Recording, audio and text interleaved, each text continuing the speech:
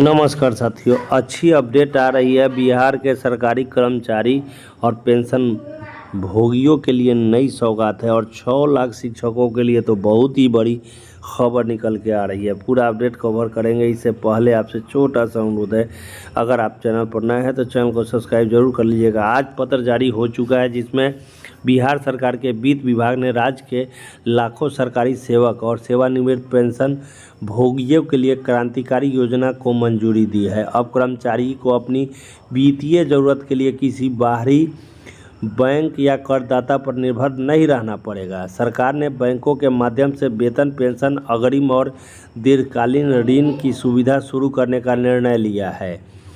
मुख्य बिंदु की बात करें तो 2 तरह के ऋण की सुविधा दी जाएगी, जिससे राज्य के 6 लाख शिक्षकों को सीधा लाभ होने जा रहा है। अब क्या लाभ होगा सो देखिए।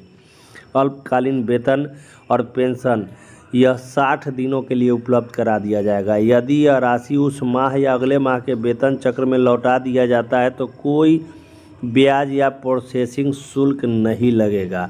अगर आपको वेतन लेट से मिल रहा है तो आपको ऋण मिलेगा 60 दिनों के लिए, और 60 दिन अगर ऋण ले लेते हैं तो आपको उसी 60 दिन के अंदर में अगर राशि लौटा देते हैं बैंक को तो आपको किसी प्रकार का कोई अतिरिक्त चार्ज देना नहीं पड़ेगा, न ब्याज न प्रोसेसिंग शुल्क।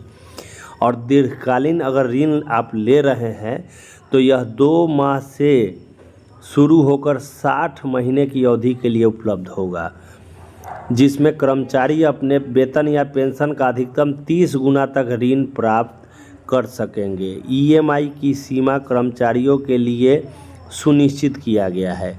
ऋण की मासिक किस्त उनके वेतन या पेंशन के 50% से अधिक नहीं लागू की जाएगी।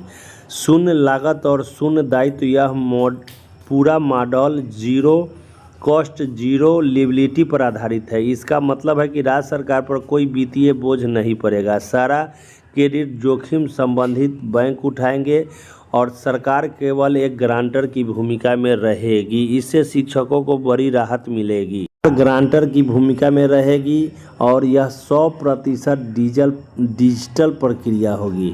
सुविधा 24/7 डिजिटल माध्यम में उपलब्ध होगी और तकनीकी एकीकरण किया जाएगा। CFMS और HRMS सिस्टम के माध्यम से EMI की कटौती अपने आप हो जाएगी। इसके लिए बिहार के सभी कार्यरत सरकारी कर्मचारी और पेंशन भोगी योजना का लाभ उठाएंगे और यह सेवा ऑन डिमांड होगी।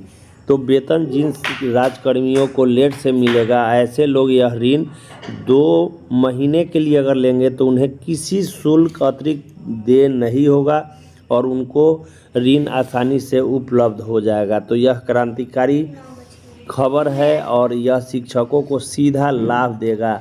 वित्त विभाग ने संकल्प जारी भी कर दिया है और सैलरी के आधार पर शॉर्ट टर्म एडवांस भी ले सकेंगे, जिस पर कोई ब्याज दे नहीं होगा, और अपनी सैलरी का 30 गुना लोन भी ले सकते हैं। पूरी प्रक्रिया डिजिटल होगी।